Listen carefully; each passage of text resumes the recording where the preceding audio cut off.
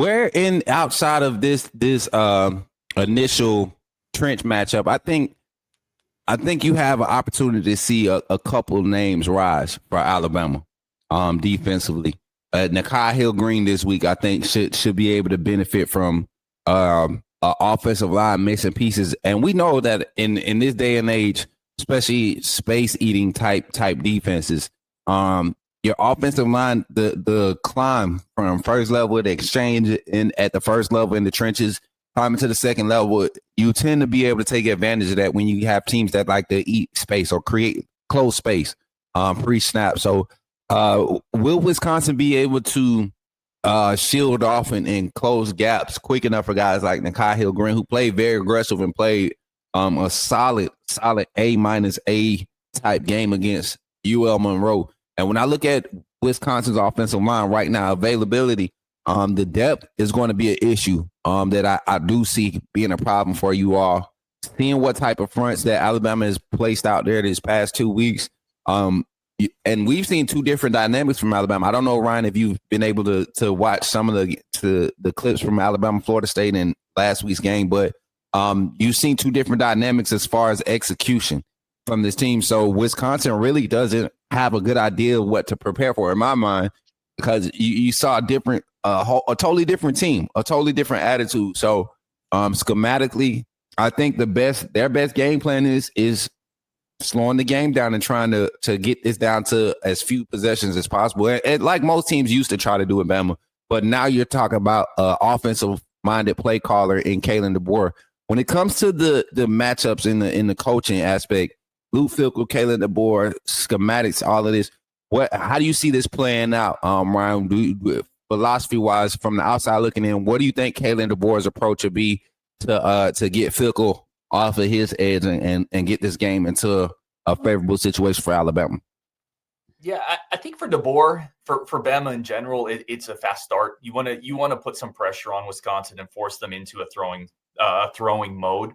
Wisconsin, it's interesting. So they brought a new offensive coordinator in this year, and Jeff Grimes came from Baylor, formerly at BYU and a few other spots, Kansas as well.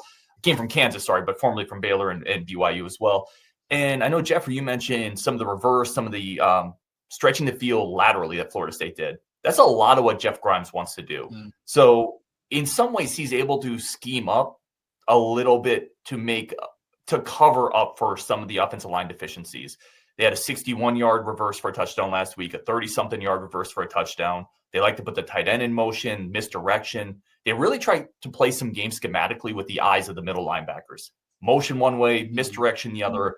So I think that's going to be a big key, because I don't think they can just line up and smash Alabama in the face and just run the ball that way. So the misdirection, reverses, screen plays, and they had quite a bit of success doing that. And that's something Jeff Grimes has done a lot.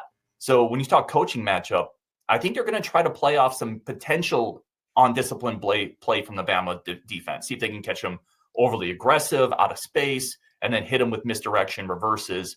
I think that's going to be a key for the Badgers. Does Bama play disciplined, or do you see shades of what they did against Florida State? And I think if you do see shades of what they did against Florida State, if Wisconsin can stay in the game early, then listen, we've all seen enough ball. Crazy things happen if games can stay close. Yep. And I think that's what I want. I agree with that. I mean, that was my Go ahead, Jeff. Go ahead, Coach. Oh, I was just saying that's what I was saying before the Florida State game, that we needed to get ahead early because we were on the road.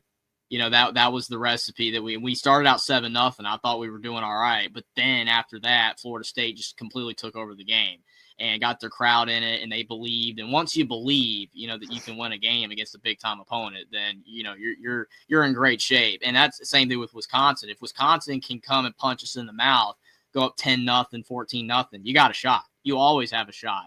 You just have to get that early punch and then try to hold on to the lead. Or you never really want to hold on to the lead, though. You see so many teams just try to hold on. It's like at that point, just keep your foot on the gas. That's what's got you the lead, is playing aggressive, playing hard, and attacking those weak spots. And then you start getting conservative late, trying to just run the ball up the middle and just run the clock out. Like if Wisconsin gets ahead early and Danny O'Neal's cooking, just let them go. Like just keep doing it. But yeah, if you're Wisconsin, that's the recipe to win, is you got to start out ahead.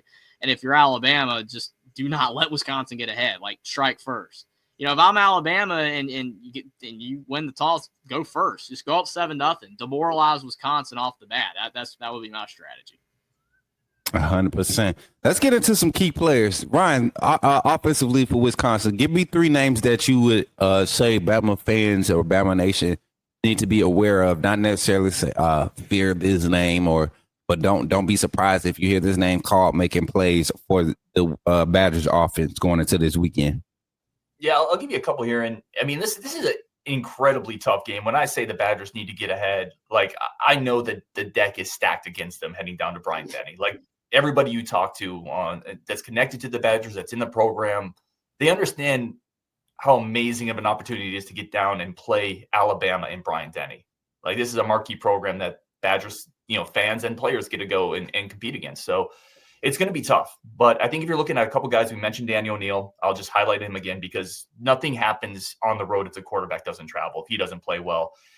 Bama fans are going to see somebody that's pretty feisty, kind of in the vein of Iowa State type quarterbacks, a little undersized, but tough, scrambles a little bit, moves the pocket, accurate, not a super strong arm though. So Bama has athletes. Are they going to close those gaps? Is he going to make some mistakes? He's still young, but Daniel O'Neal's the guy to watch out for.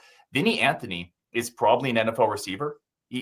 Wisconsin, you don't really think of receivers. Vinny's pretty good. Averaged 17 plus yards per catch last year. Fast, good after the catch, really good route runner.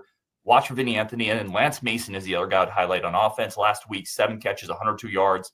Tight end that's really, really kind of a unicorn in this offense. They use him in motion. They use him as a lead blocker. They throw seam routes to him, wheel routes to him, out routes. They like to run drags to him. They'll run a middle tight end screen to him. They really like his versatility. And he's a guy you have to key in as an inside linebacker, free safety. So look for Daniel O'Neal, the quarterback, Vinny Anthony at receiver, and Lance Mason as a multi-purpose type of tight end.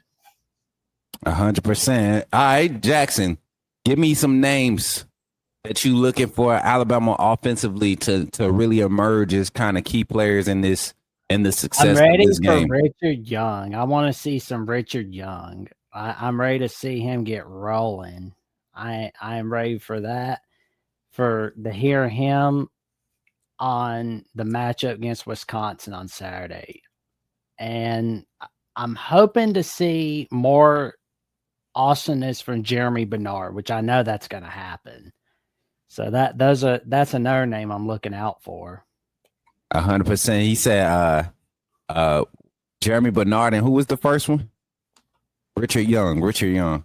Jeff, names, man. Come on. Give me some breakdown, because to me, I think this is the game where I think Wisconsin might want to come out and slow the game down, but I think Kalen DeBoer, Ryan Grubb, and staff want to see a kind of a high-powered type hitting those target numbers again. That's been a big thing that's been talked about in the media with this staff on the offensive side, hitting those target number of big plays, getting those big numbers to pop in those 8 to 12 situations that you're going to have in the game, getting those big numbers to kind of show up there